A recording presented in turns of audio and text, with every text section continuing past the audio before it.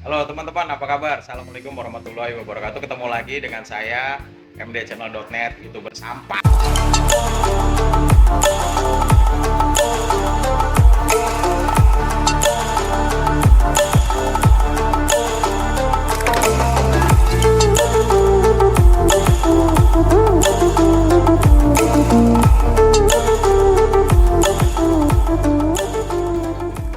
Untuk kali ini saya mau kasih tahu buat teman-teman semua, kalau misalkan mau beli aki itu harus tahu kode produksi akinya, supaya nanti teman-teman nggak salah dikasih dengan aki yang sudah lama gitu. Jadi sebelum beli itu dicek dulu apakah kondisi baterainya yang rusak, ataukah memang kondisi kendaraannya yang mengakibatkan baterainya rusak, terus kemudian atau dari kedua-duanya gitu. Jadi mesti harus tahu.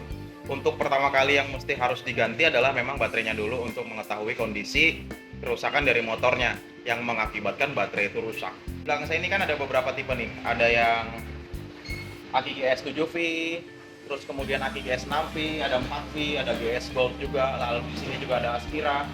Nah, ini sesuai dengan tipe kendaraannya, jadi macam-macam. Ada yang pakai 4V, ada yang pakai 6V, ada yang pakai 7V. Kayak 7V itu biasanya dipakai dengan Aerox gitu kan. Terus kemudian yang 6V itu dipakai buat Vario. All Vario rata-rata pakainya yang 6V. Jadi biar nggak salah, sesuaikan dengan kondisi yang ada di motor gitu. Sebenarnya bisa sih pakai yang lain gitu kan, tapi atau yang 4V bisa dipasangin 6V bisa, cuma nanti kondisi kendaraannya listriknya nggak stabil dan kondisi baterainya jadi nggak, kekuatannya nggak sesuai dengan yang kita harapkan.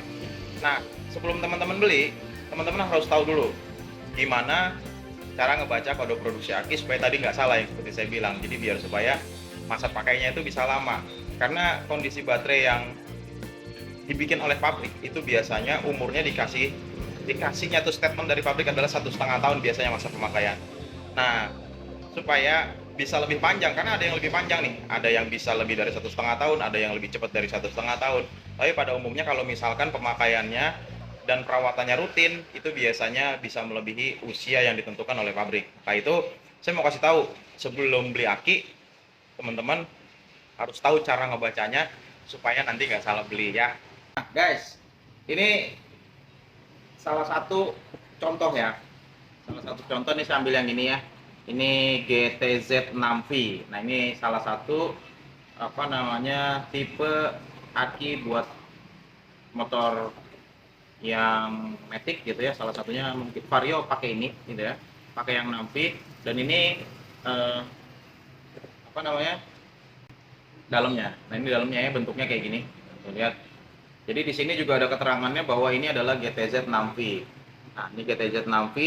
Jadi ini yang nanti harus disesuaikan dengan baterai yang ada di motornya gitu. Kalau misalkan mau ganti baterai, ininya disamain teman-teman. Karena kalau misalkan nggak disama, ada yang tingginya beda, ada yang panjangnya beda, dan ada yang lebarnya beda. Jadi benar-benar bisa disesuaikan gitu dengan baterai yang lama. Bisa sih pakai baterai yang beda gitu kan, atau yang lebarnya lebih kecil juga bisa.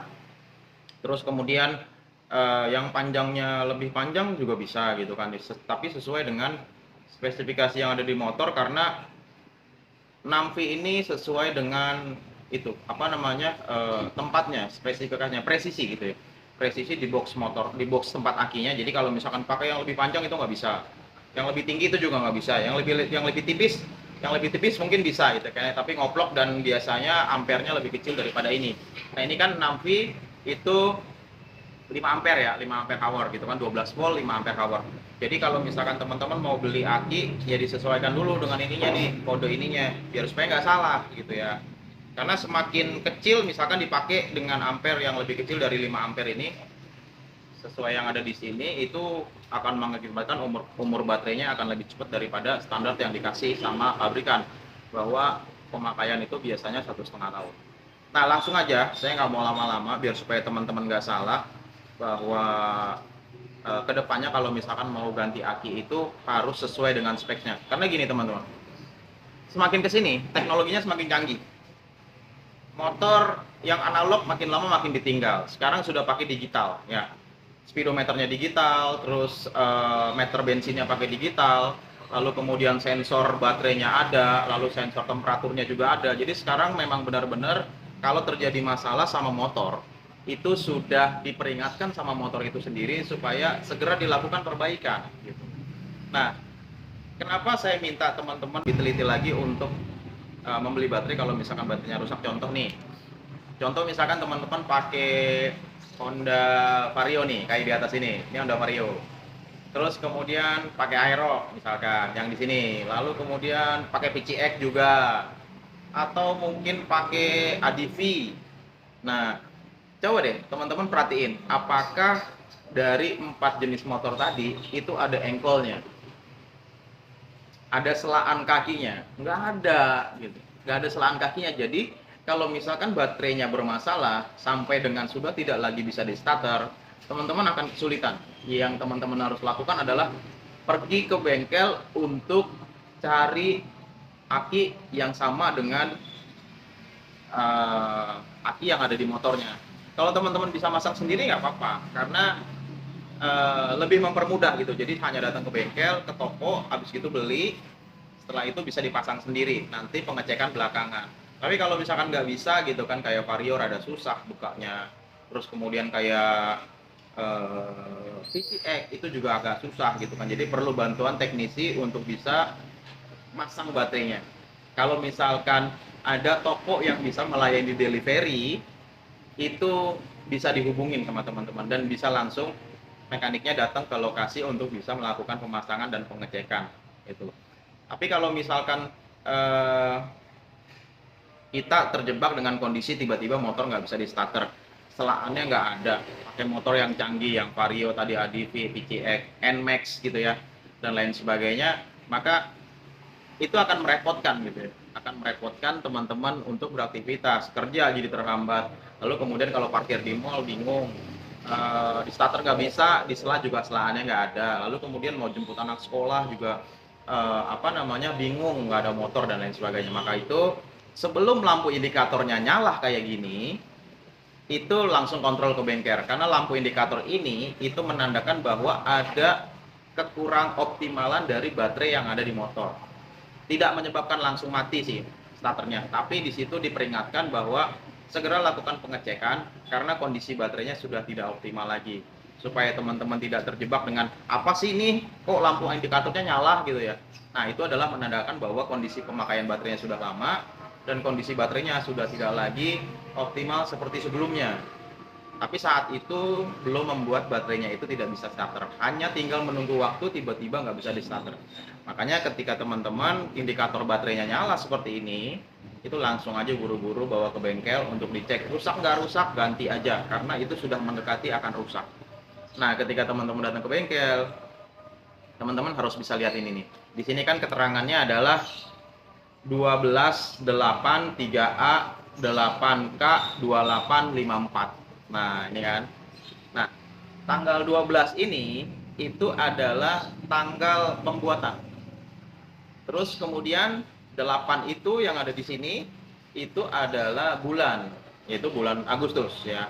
Terus 3 itu adalah tahun produksinya di tahun 2023. Jadi aki ini dibuat pada tanggal 12 bulan Agustus, kemudian tahunnya tahun 2023 gitu. Jadi jangan salah ya teman-teman untuk ngebacanya.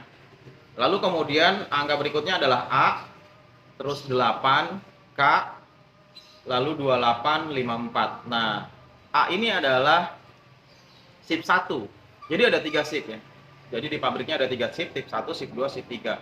Kalau A ini SIP 1, jadi sudah dari pagi itu proses pembuatannya sampai dengan masuk ke SIP 2. Lalu kemudian 8 itu line 8 ya. Jadi setiap pabrik itu ada line 1, line 2, line 3, line 4 sampai dengan seterusnya. Nah, di sini dibuat di line 8. Untuk aki yang ini dibuat di line 8. Lalu K itu adalah pabrik, lokasi pabrik. Nah, lokasi pabrik ini K ini Kerawang gitu kan. Ada S juga di Semarang gitu kan. Dan lain sebagainya. Lalu kemudian 2864, di sini 2864 adalah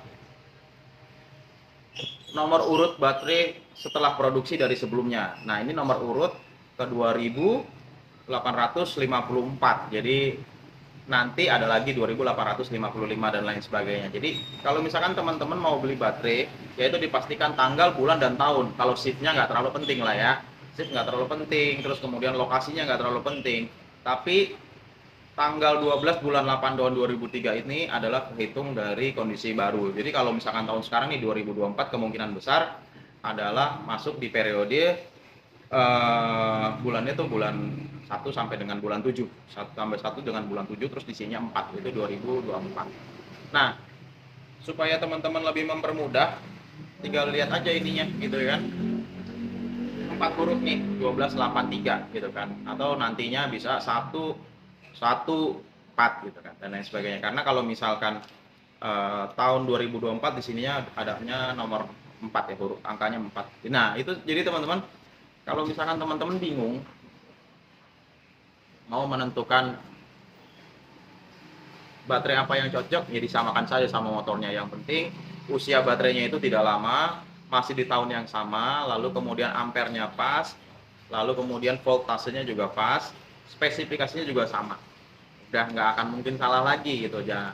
Jadi kalau misalkan teman-teman terjadi masalah seperti ini, datang ke bengkel-bengkel yang memang berkualitas bisa menjelaskan kondisi baterai yang akan dibeli, bisa menjelaskan kondisi kelistrikan yang terjadi saat motornya hidup atau saat permulaan starter, lalu kemudian motornya hidup. Kan ada sistem pengisian yang bekerja itu di motor, yaitu dari spool ke kiprok yang akan mentransfer listrik ke baterai, dan itu ada standarisasi. Nah, standarisasi itu yang perlu teman-teman juga tahu, biar supaya kalau misalkan terjadi pengisian yang terlalu berlebihan yang mengakibatkan kondisi baterainya cepat rusak, itu teman-teman juga tahu. Lalu kemudian kalau misalkan ada pengisian yang tidak sama atau tidak sesuai dengan standar yang diharapkan oleh si motor, teman-teman juga tahu gitu. Jadi tidak mengakibatkan rusak baterai tiba-tiba gitu, karena sudah ada yang kontrol, sudah ada yang memang benar-benar menjelaskan ke teman-teman bahwa kondisi baterainya masih prima, atau kondisi baterainya sudah tidak prima, atau kondisi baterainya sudah mau rusak. Itu datang aja ke bengkel-bengkel yang memang bisa memenuhi standarisasi informasi yang teman-teman butuhin hanya untuk sekedar baterai. Itu banyak kok sekarang bengkel-bengkel yang mengerti tentang hal seperti itu, yang bisa menjelaskan secara spesifik dan secara gamblang. Jadi gitu aja teman-teman, kalau misalkan mau beli aki harus tahu kode produksinya, supaya nggak salah, supaya nggak dapat baterai yang memang sudah terlalu lama di stok gitu kan. Harusnya dapat baterai yang memang kondisinya masih baru. Demikian dari saya. Nanti kalau misalkan ada informasi lebih lanjut, saya akan sampaikan ke teman-teman. Assalamualaikum.